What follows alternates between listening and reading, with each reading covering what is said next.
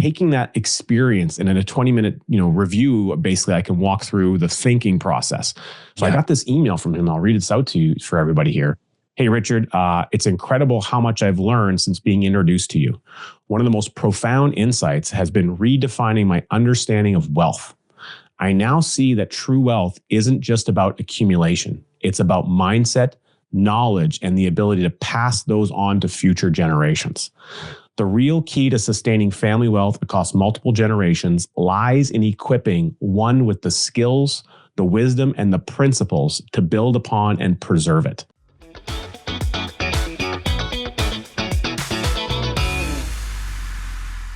Great question that I got asked. I was going to say this to you before you said, hey, let's record this because we got to jam on this. We need to record. Oh my God, hit the record button. Podcasts. So a question I got asked when I was finally, I was going to say that I was able to make scheduling work, and I was interviewed on, much like you've been already, and our listeners should definitely check this out, the Nelson Nash Institute, the Infinite Banking Initiative podcast. So Rich has already been interviewed. I just got interviewed today. And one of the questions that Lee, one of the co-hosts, David Stern's daughter, asked me was, when you encounter somebody saying, I've listened to financial entertainers, financial personalities out there, and they're talking about, buy term life insurance, invest the difference, or putting money into dividend paying whole life insurance is not as effective as putting it into the stock market or some variation of that.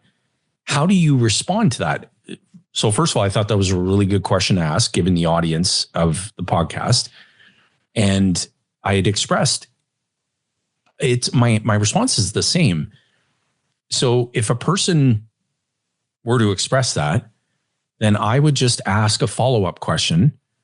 So take a moment, just take all the time you need, and help me to see how buy term and invest the difference puts you in a position of controlling how you finance the things that you need throughout your lifetime. In fact, just let me know, what does buy term and invest the difference have to do with controlling how you finance the things in your life? Knowing that there's a very clear distinction there, because it has nothing to do with controlling how you finance the things that you need. And if you genuinely need, if there's merit for temporary life insurance coverage, and you have a desire to invest money in mutual funds or the stock market, then you should go and do that. It doesn't take away the truth, the fundamental truth, that someone must control the banking function as it relates to your needs. How much of that function are you presently in control of? And most often, of course, the answer is none. And so let's set aside something that you already desire to do with your money, and let's talk about who's controlling the function of banking as it relates to your needs. And let's start putting you in a position of control over how you finance the things that you need. And ultimately, the conversation goes to, I've heard about recapturing interest, the interest that I pay to banks or to finance companies. I just asked all of our teammates, Rich, on Tuesday, can you tell me in 2 words or less, can you tell me what recapturing the interest you would otherwise pay to someone else's bank is? Just 2 words or less. Well, we got feedback from like 30 plus teammates that were on the Zoom. And then I said, can I offer you what my insight is? And everybody's like, yeah, for sure. I said, pay premium. You mentioned page 58 of Nelson's book. For those of you that don't have, please get a copy of Nelson's book because it's epic. On page 58, there's a footnote. This is often the most misunderstood. I don't know. I want to use the word confusing, but it's just not well understood as people go through the book. They think they get it, but they don't often get it, and they have to be brought back to it frequently. In fact, it even happens with a lot of advisors. Yeah. Most financial advisors who are not authorized practitioners, and they claim, air quotes, claim or think that they're teaching infinite banking concept, often do not understand this. And that's not a slight against them. It can be a little bit unclear to get it. But the footnote reads, actually, this quote unquote interest is not really interest. It is additional premium or capital that has been paid into a policy that equals the interest that was being paid to a finance company. In other words, what was the amount of money and interest that was going to a third party? They were getting all the money before. because we're now redirecting that and paying a premium, and that's increasing the growth of our system, that is the reason it is adding to the cost basis of the policy. If you have trouble understanding this, go back to the grocery store on page 15. If you still don't understand, then contact me. Now, Nelson, of course, is no longer with us. We miss him daily, but what that really means is contact an authorized practitioner to get them to review and explain this to you if you don't really understand. Now, Nelson, in practice and talking to people, he would actually say, if you still don't understand, then you're probably unteachable, and this is probably not for you. Yeah. And he does actually indicate that. There's several points in his book where he says, if you don't get this, go back to this page. And if you don't get this, go back to this page. And if you don't get this, then probability is this is not for you. So he really has it right in the book. And so I'm glad that you're going to be talking about that in simplicity at the think tank. And further to that, you also just indicated that, we talked about the infinite banking initiative. Now, we obviously want people listening to our podcast, so thank you for being here. But I'm really, really excited about the Infinite Banking Initiative. They've released a number of episodes. I was able to be actually the first recording, though I wasn't the first one released. And we had a lot of fun on that discussion. And this is, really centering around different practitioners sharing their journey and their story of learning about Nelson's concept, embracing it, their trials and tribulations of entering the world of trying to teach and coach and mentor other people, their client base, on the infinite banking concept, how they've seen it shift and change over the years. And it's phenomenal because it's exactly what the general public is looking for. And the Infinite Banking Initiative, a great name. I may have known who suggested the name. His name was Richard. So I'm really glad that they accepted that suggestion. Great initiative. And they called that the name of the show, which is awesome. And in fact, they already had some IP, some logos and stuff that we had pre-constructed from the past, where they had the Infinite Banking Institute, which was what it was called prior to it being the Nelson Nash Institute. So they already had some of that in place, which kind of made a lot of sense. But if you haven't subscribed, make sure you subscribe to their channel on whatever podcast player that you use, or you can also find it on their YouTube channel, going to the Nelson Nash Institute YouTube channel, which we certainly recommend. Amazing content that's out there. We're actually going to be talking about that. David Stearns has some incredible stats he's going to be sharing about how their YouTube program has been growing. But also, he's going to be sharing an incredible timeline. Jay, when you see it, you're going to love it. He's going to show this incredible timeline of the phases of infinite banking, starting right away from Nelson's first policy at age 14. And he's got this timeline of events. Again, I may have suggested this would be a good idea for him, but the way he built the slides, I got to see them the other day. They look awesome. And it really just shows this progression and growth over Nelson's lifespan, what he went through, the changes, when eventually infinite banking came into practice, and when the book was launched, he's got the different edition covers of the book there, and then all the new things that the Nelson Nash Institute and the council, which I have a pleasure to serve on the council. You are an advisor to the council for the Nelson Nash Institute. Amazing initiatives that we're building that are going to help expand Nelson's message more and more and more out into the marketplace as we seek to raise the level to 10%. And so, for those of you that don't know, building the 10% is really this concept, this idea created by Carlos Lara, that if we can get 10% of the financial professionals in the marketplace teaching, understanding, and then teaching Nelson's concept to their client base, we can reach 10% of the population. And so in North America, that's a pretty big goal. It's a pretty big ask, but that is the mission, what we're trying to accomplish with the Nelson Nash Institute. And hopefully our program here at Wealth on Main Street, we're supporting that initiative by sharing these great ideas, concepts, and furthering Nelson's teaching with everyone listening today. Yeah. And, serving North Americans in the implementation of this is, I love the momentum. I love what I see, happening, and how people are, because what is going on now is people are, when we ask them, like, how long have you known about us, and what piece of content triggered you wanting to connect and speak to someone on our team now? And the response is frequently, we've been stalking you guys on the podcast for like the past few months. And, the content, just today, just this morning, as a matter of fact, feedback that was delivered, a physician, a doctor tuned in to some content. And then when the question was asked, why now? Like, why did you create a time now? He said his words verbatim. The advisor who is serving him now shared this with me this morning. This gentleman said verbatim, I just love the way that these guys think and the way that they communicate in a way that I can understand. And that's what we try to do with every episode that we have and with everything that we express around this concept. I think we've really taken it to a new chapter of how we've embraced that the infinite banking concept is meant to be ridiculously simple. It's not meant to be sensationalized. It's very, very simple. And if you think about this, the notion that, and one of our colleagues, shout out to Ryan Griggs, one of our colleagues, just an amazing guy. I think he's just such a brilliant thinker. And he had shared a Facebook post today where he was talking about a client who had got rid of the conventional bank, no longer has a mortgage. This client, he paid cash for a property. Pardon me, that's a policy loan. So he bought a policy loan, but then basically paid cash for the property. So there's no one else on title other than himself, no debt on that property directly. 100%. And Ryan brought back the importance of recognizing the human condition. And Nelson said it best, that the policy owner's behavior is far more critical than the behavior of the insurance company. And in the industry, what happens is there's a lot of emphasis on the numbers.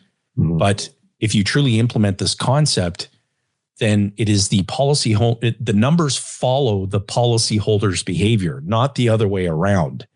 And I communicated that back to Ryan to say, we need to see and hear more examples like this, because this is everything that we're trying to impart: the autonomy, the control, the freedom from, financial servitude that people find themselves in right now, and recognizing the human condition, that your behavior is far more critical. And it's so interesting. Great post that you mentioned that, because I'll read something to you, an email that I received very recently. And this is so cool. This gentleman, had the pleasure to meet him.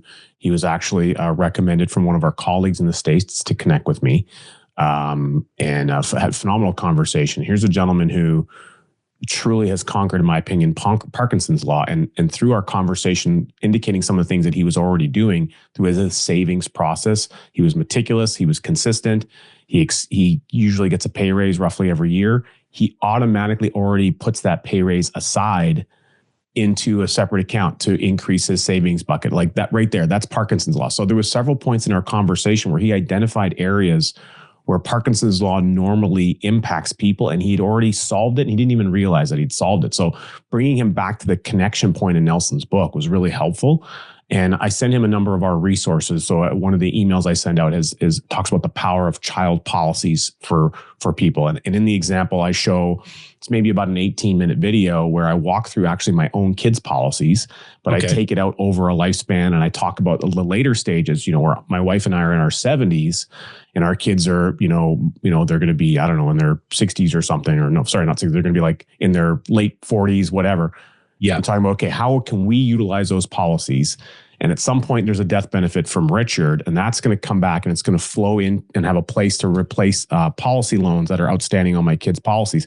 So just taking that experience, and in a 20-minute, review, basically, I can walk through the thinking process. So I got this email from him. I'll read this out to you for everybody here. Hey, Richard, it's incredible how much I've learned since being introduced to you. One of the most profound insights has been redefining my understanding of wealth. I now see that true wealth isn't just about accumulation. It's about mindset, knowledge, and the ability to pass those on to future generations.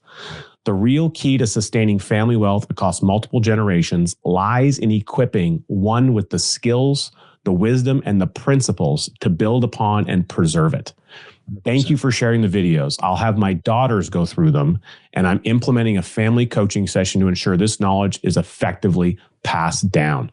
Love it. His daughters, I think his youngest is 6 and the oldest is like 12, and they have one on the way. So he's going to show the video that I created for adults to his kids and have this conversation. He only read Nelson's book like 3-4 weeks ago. And he's going ahead and moving forward with the process. And he's just going to be a perfect example of exactly the right individual we're looking for, that demonstrates the mindsets, the family values, the thinking, the preparedness. He's an active reader. He loves to learn. He's actually an engineer, coincidentally. And as an engineer, which I love and respect, I didn't get all of the typical engineering questions. There was no questions about this spreadsheet or that or the math. It was all very focused on decision making and impact. And it was just so much fun to be a part of. So shout out to him for his great work, because he did all the proactive steps in advance before we had that initial meeting. And he's positioning himself and his family through this model right now. Again, 12-year-old, 6-year-old, and about to have a newborn. Just imagine that phase of life accumulating throughout him, and being able to start implementing these conversations immediately. Such a tremendous thing. So getting an email like this, by the way, for our clients, if you ever feel so inclined to send us an email like this, I can guarantee you your advisor is more than happy to receive those. Those will brighten up anyone's day. And we do get those, probably once or twice a month. I get an email like that. And those are just incredible, that people love and care about us the way that we love and care about them. But to know that we're making an impact, there's nothing greater than that feeling. I agree wholeheartedly. It reminds us of our why. And there's no, wow. Yeah, that was an incredible message and really well put on behalf of this, person who's going to become a client. And the family banking, approach, the system, everything from how to frame it up, how to host meetings, how to, instill this in the family. We, in the second quarter of this year, we're going to be launching that, where we're hosting, whether it's online, in person, combination of both, and hosting sessions where existing clients come in and we can help coach them through these approaches. And it'll all be recorded. It'll all be uploaded into the client portal. It'll all be part of, what we do. And when I was at, I'll share this with you because this is so powerful. When I was at one of the locations of the 5 cities that we hosted our infinite banking event, one of the questions that was posed at the very beginning, I said, think of the number one most important thing that you either want to learn or take away from your time here today. Write it down. Our teammates will collect it. And I reviewed and scanned each and every one of these responses and made sure that what I delivered during that morning session aligned with what the people said. Hey, look, this is my number one thing that I want to learn or take away. And of course, there were some themes in there, which is great. But this also informs what we do in the future and going forward. And so, like Richard said, we love to hear what experiences you're having as clients. And we also love to hear what is the number one thing you want to learn and take away, so that we can either point you in the direction of a resource that's already been recorded, that's already been done, or you've just given us a great idea that's going to become a great solution for everybody in the client community. And we do this even in the Facebook community, where somebody says, hey, I have a question about this. And then we start to engage. And it's like, you know what, Rich, we should do a podcast episode on this. And so that's where all these great ideas come from, is from the very people that we most love to serve. Speaking of the people we most love to serve, we've had so many incredible individuals from our client community actually come on and join us on the podcast and share their story and be willing to be a little bit vulnerable and open to sharing and being part of our experience. We absolutely love those. So if you're listening in and you're already a part of our client community and you want to share your story, you want to have an opportunity to do that and impact someone, please reach out and let us know. We would love to feature on the program. And I just want to give a shout out to one of those individuals, Scott Butt, who was on the program a while back. And Scott, I'm sure you're probably listening. So really appreciate you. And he's actually writing a book a little bit about his story and some of the things that he's done around really getting his health back on track. And a lot of that inspired by certain things he wanted to do financially, which is so incredible. And so I had the pleasure to have a really fun conversation with Scott. I was driving to Vancouver for Strategic Coach, and we were able to connect and line up. And we probably had, I don't know, maybe 45 minutes or so on the phone. And I walked him through some things around the self-publishing process, which we're becoming more and more familiar with. Not expert level by any shape or means, but happy to provide the insights that we did have And I also gave him a shout out to Fong Shua, who's an amazing client of mine, who's also been on our show, who's helped self-publish a number of books himself and helped a number of people do that. So really, really incredible, like how the conversations go beyond, of course, infinite banking. They touch many, many aspects of our lives, and there's so many opportunities there. And it makes me think about some of our upcoming books that we have, which I'm really excited about. We've got Dan Allen co-writing an amazing book called Growing Your Own Capital, Control How You Finance the Operation, Create the Ultimate Line of Credit, and Keep the Farm in the Family. I'm really excited about that book. It's going to be fantastic. That'll be coming out, I think, in the next, by the time this airs, it's probably going to be a month or so out, but should be releasing that, I believe, in April. I know pre-sales are up on Amazon for that already, Growing Your Own Capital, featuring, of course, Dan Allen on our team. And then, of course, Jayson, maybe you want to make a little bit of a mention about the upcoming Diapers to Dollars book. Yeah, thank you for asking. So my son, Jackson, and my nephew, Evan, two 16-year-old guys who this is all they've known. The infinite banking concept is all that they've known. And they have co-authored a book titled Diapers to Dollars, A Teen's Perspective on the Infinite Banking Concept and How to Build Wealth Before Becoming an Adult. And I couldn't be any more excited for them. And that book, the pre-launch details will be shared at the annual Infinite Banking Think Tank Conference next week, which today's February the 28th, so first week of March. And you'll be able to get your hands on a copy of that book. It's going to be incredible. It'll be an easy read, much like what we do with all of our quarterly books. You should be able to get through them in about an hour to 90 minutes tops. And so that's really exciting news. And they're going to be doing a talk at the think tank for their second appearance, second year in a row. And they've got a lot of insight to share. And they're going to be talking about, debunking some of the myths that adults have around kids and their interpretation of money.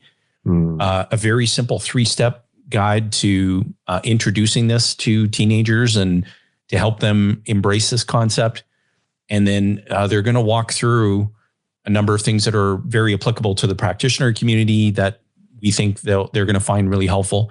But two 16-year-olds who are going to stand on a stage again and walk through this. And it just aligns perfectly with doing simple better. Which is in front of almost 250 people, which, I can think back to the first time I stood up in front of 250 people. And, there's some, it's not necessarily easy unless you've got some practice there. I mean, I don't think about it a lot these days anymore, but certainly it doesn't start there. It's like anything, you build practice. So anyone who's ever done public speaking before, just consider what that means to be at that age and to do that. It's not only is that such an incredible growth opportunity, but at that level, at their current stage, to be able to level up as they go and develop practice on those things is going to be really tremendous what's in front of them in their future.